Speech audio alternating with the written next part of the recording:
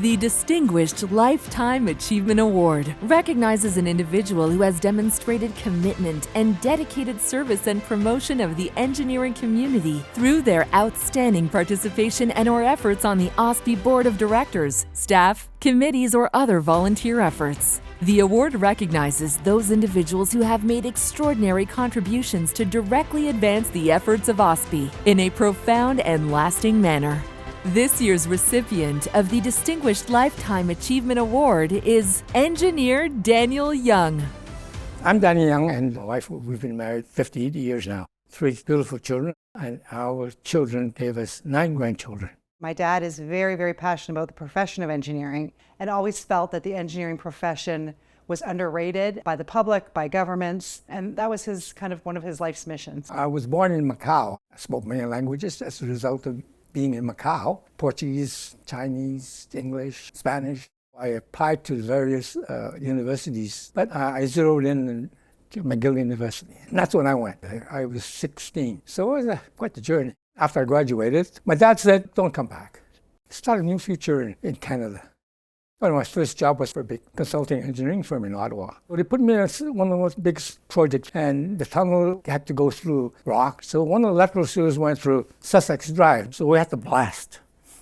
And we were told not to blast till about 7 o'clock in the morning. I didn't realize it was going through the Prime Minister's residence. 7 o'clock, let's go, blast. Well, unfortunately, it misfired. Rather than that, stay down, the hose to blast. It flew all the way up, and it ended up at 24 Sussex Drive, the Prime Minister's residence.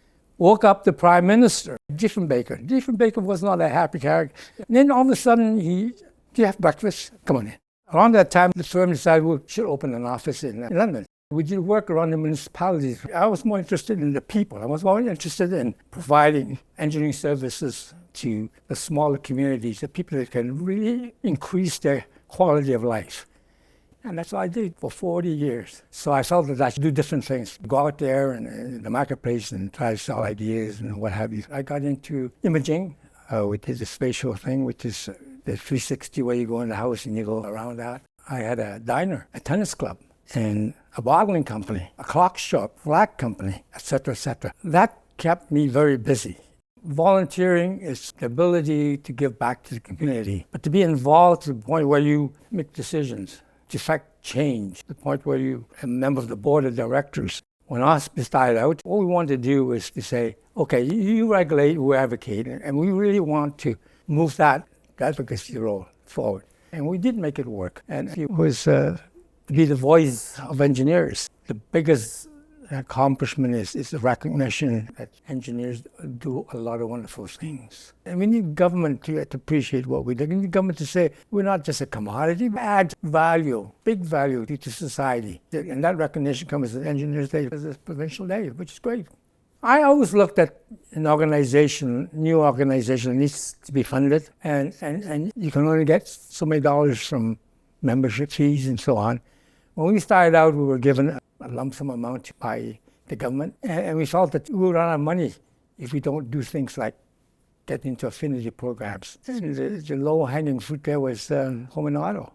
And I felt that we should do our own, that we would then generate enough income. So I think OSPE recognized that. Advocacy is important, that we would advocate the government and to be heard. One area that OSPE took a stance on was alternative energy. We have these generators, nuclear power stations, but governments are reluctant to expand them, to grow them, because it was not in their mind what the public would like to see happen. I think we persevered on that. I think the proof is in the pudding.